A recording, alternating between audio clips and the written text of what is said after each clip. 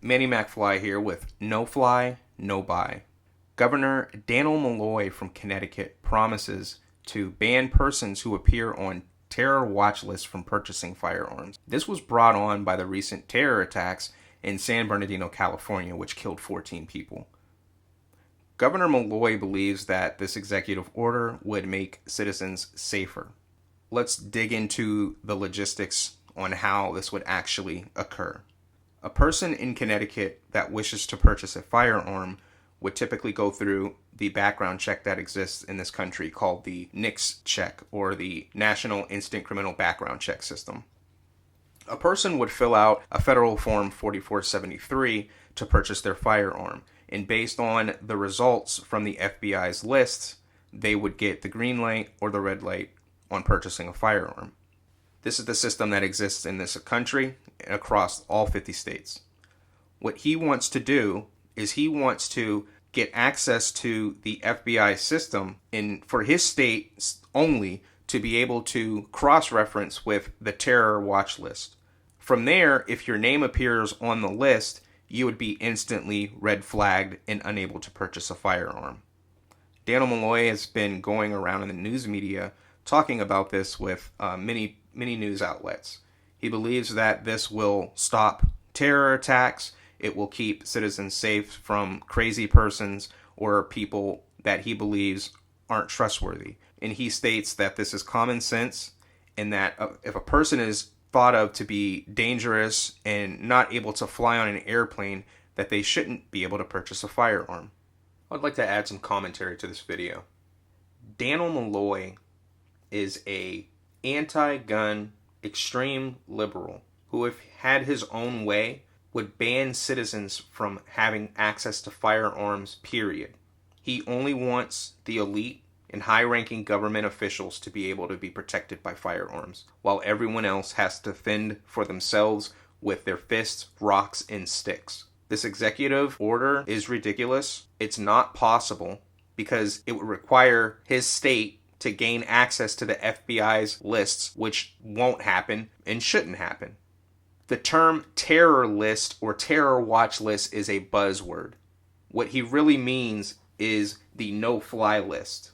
The no-fly list combined with the secondary security screening selection lists are all based on discrimination. Their entire existence is based on discrimination of a person's skin color, of a person's religion, and a person's origin.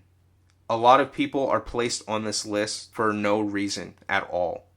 You can be placed on this list for having an argument with an airlines employee. It's unfair, it lacks due process, and it's illegal.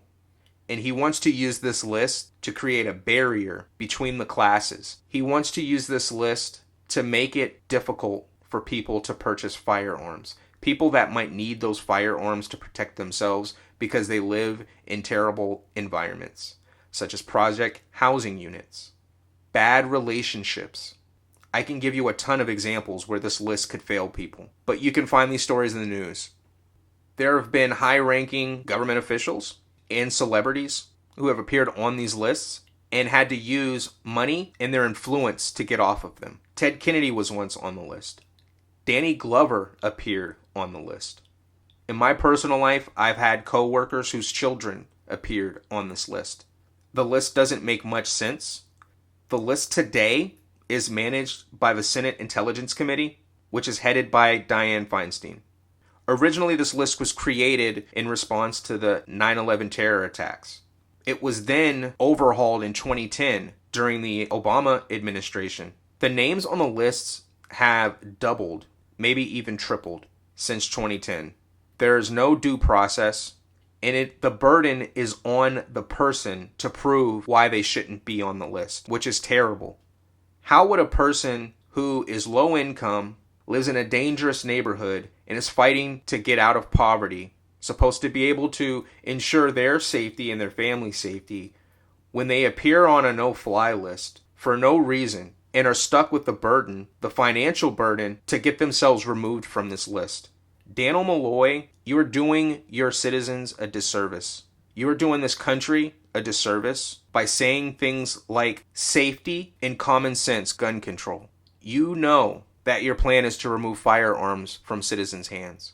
And this is just another barrier to allow you to do such. These lists do enough damage to people. When flying through the country, around the country, entering airports, going through TSA screenings, your name appears on the list. You can get additional searches done on you. You can be scanned. Your property can be scanned. Your property can be taken away from you. It's wrong. It's immoral. And it needs to stop. Again, support your politicians, your members of Congress that stand against stuff like this. This is an assault on the Second Amendment and has little to nothing to do with safety. Because again, safety is not a right. Safety is a condition that you provide yourself with based on the means you have to protect yourself and your family. If you don't have a means to protect yourself and your family, there is no safety. Thank you for watching.